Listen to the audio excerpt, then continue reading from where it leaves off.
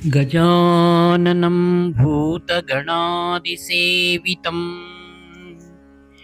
कपित्थजम्बूफलसारभक्षितम् उमासुतं शोकविनाशकारणं नमामि विघ्नेश्वरपादपङ्कजम्। सदाशिवसमारम्भां शङ्कराचार्यमध्यमाम् अस्मदाचार्यपर्यन्तां वन्दे गुरुपरम्पराम्। अपारकरुणासिन्धुं ज्ञानदं शान्तरूपिणं श्रीचन्द्रशेखरगुरुं प्रणमामि मुदान्वकम्। देवे देहे च देशे च भक्त्यारोग्यसुखप्रदं बुधपामरसंसेव्यं तं श्रीजयेन्द्रं नमाम्यहम्। नमामः शङ्करान्वाख्यविजयेन्द्रसरस्वतीं श्रीगुरुं शिष्टमार्गानुनेतारं सन्मतिप्रदम् श्री सत्यचन्द्रशेखरेन्द्र सरस्वती स्वामिने नमः। सर्वमङ्गलमाङ्गल्ये शिवे सर्वार्थसाधिके शरण्ये त्र्यम्बके देवी नारायणि नमोऽस्तुते। जय नारायणि नमोऽस्तुते। ఆత్మీయ మిత్రులందరికీ కూడా శుభాభివందనాలు. ఆత్మీయులారా, మానవ జీవనం అత్యల్పం, అయితే చాలా విలువైనది. ప్రతి క్షణం కూడా ఎంతో ప్రగతిని సాధించడానికి మనం ఉపయోగించుకోవాలి. అది ఆధ్యాత్మిక ప్రగతి కానివ్వండి, లౌకిక ప్రగతి కానివ్వండి. లౌకిక ప్రగతి కూడా ధర్మ మార్గాన్ని ఉన్నప్పుడే సుఖశాంతులు లభ్యమవుతాయి. ఇది అనుభవజ్ఞుల యొక్క వచనం. ఆత్మీయులారా, హిందూ ధర్మంలో అనేకమైనటువంటి పండుగలు, ఉత్సవాలు, జాతరలు, వ్రతాలు, నోములు, ఇలా ఎన్నో అపరంపరంగా ఋషులు మనకు వసిగినటువంటి గొప్ప నిధి.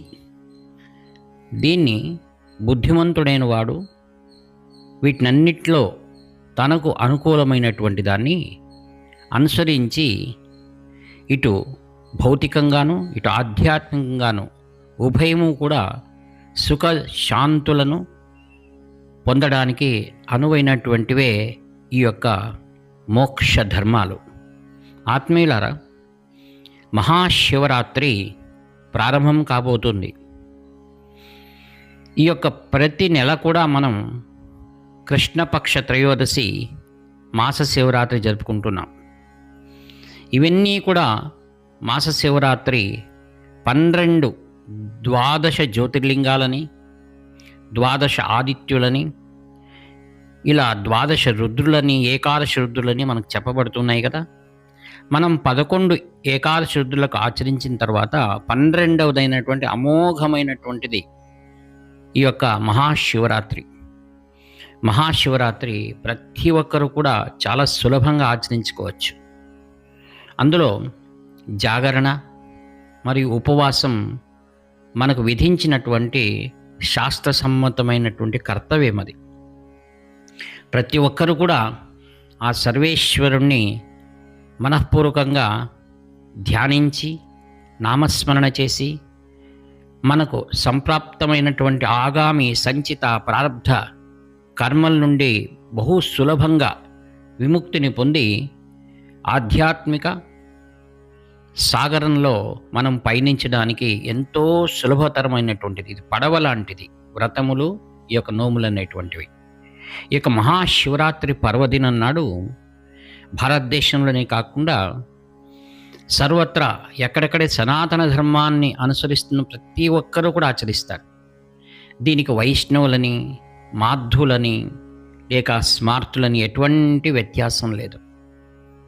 ప్రతి ఒక్కరూ కూడా ఈశ్వరుని అర్చన చేస్తారు, పూజిస్తారు. ఆ యొక్క దైవాన్ని మనం పూజించడం ద్వారా అమోఘమైనటువంటి సత్ఫలితాలు తప్ప కలుగుతాయి.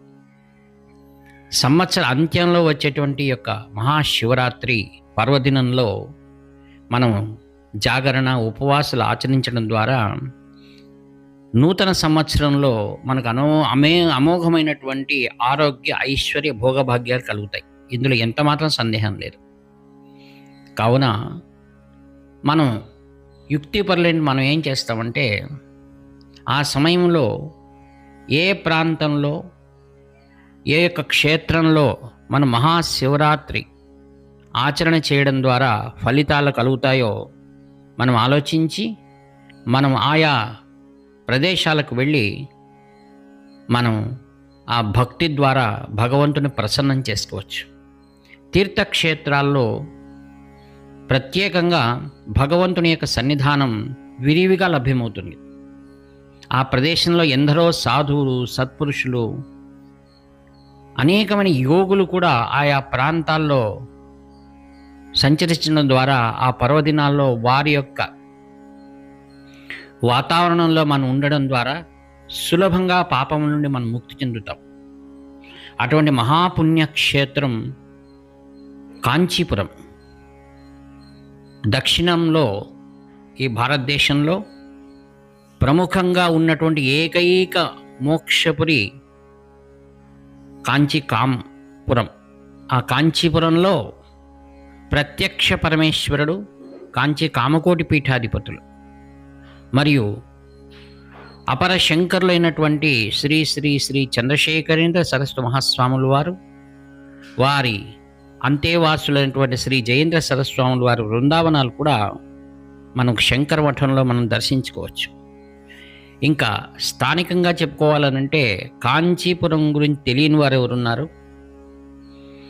కాంచీపురంలో పృథ్వీలింగం ఆ ఏకాంబరేశ్వరుడు మరియు శక్తి క్షేత్రం కామాక్షి, ఈ రెండు కూడా పరమ పవిత్రమైనటువంటిది. ఇదివరకు మేము తెలియజేసినట్లుగా ఎవ్వరే కానీ కాంచీపురంలో ఒక్కరోజు వసించినా చాలు సమస్త పాపం నుండి ముక్తులవుతారు. ఇది అనేకమైనటువంటి గ్రంథాల్లో మరలా మహాపురుషులు మనకు తెలియజేశారు. ఈ విధంగా ప్రత్యక్ష పరమేశ్వరుడైనటువంటి ఆ యొక్క యోగపీఠంలో ఉన్నటువంటి శ్రీ శ్రీ శ్రీ శంకర విజయ సరస్వాముల వారు, తదంతే వాసివర్యులు శ్రీ సత్య చంద్రశేఖరేంద్ర సరస్వాముల వారి దర్శనం మనకు సులభంగా లభ్యమవుతుంది శివరాత్రి నాడు.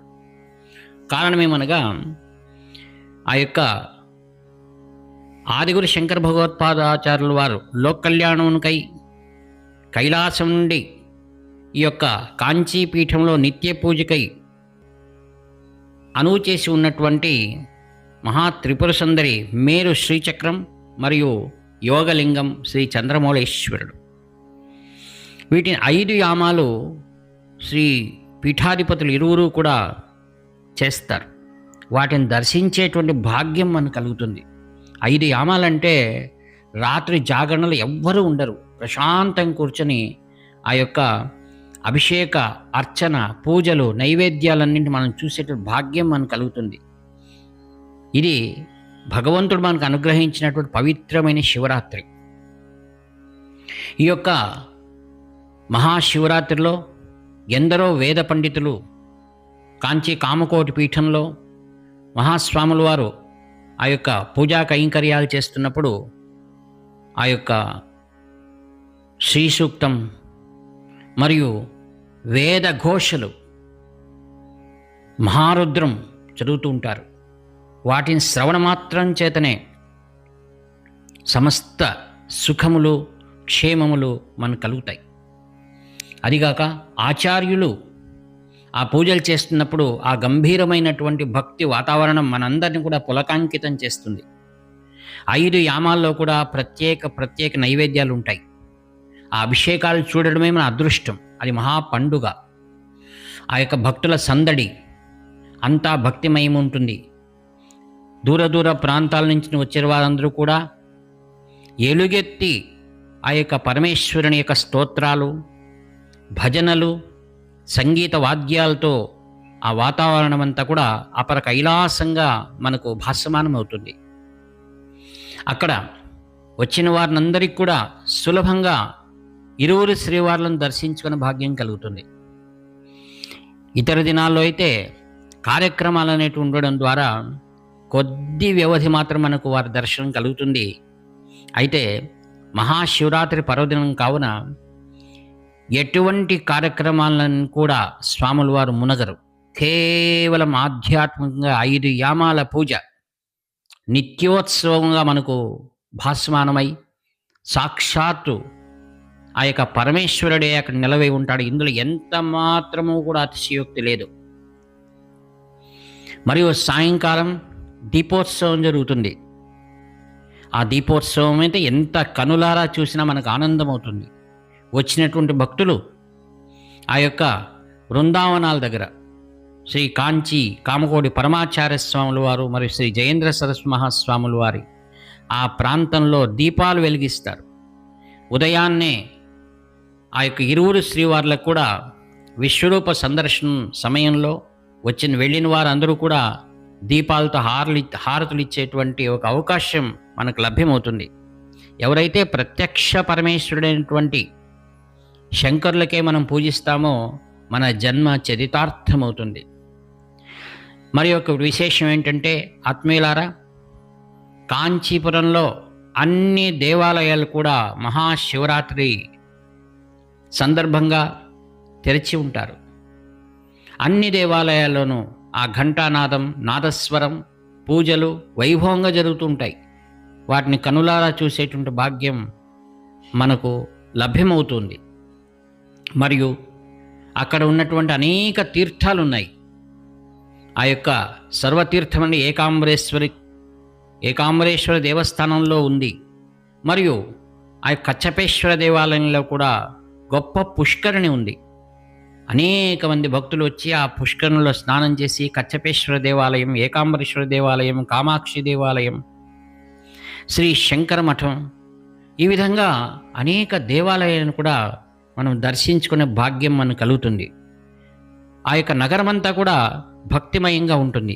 అన్ని వీధులలో కూడా ప్రతి చిన్న దేవాలయాల్లో కూడా భక్తులు గుమికూడి భక్తితో నమశివాయ నమశివాయ నమశివాయ అనేటువంటి ఆ యొక్క ధ్వని మనకు వినిపిస్తుంది. వేల సంవత్సరాల పూర్వం నిర్మించి వాటిని ఆదిగురు శంకర భగవత్పాదాచార్యుల వారు దాన్ని పునర్నిర్మాణం చేయించారు. వీటినన్నిటినీ కూడా కుటుంబ సమేతంగా మనం దర్శించుకునే భాగ్యాన్ని మనం పొందుదాం. ఎందుకనగా ఆ నగరం అటువంటి ప్రాముఖ్యమైనటువంటిది.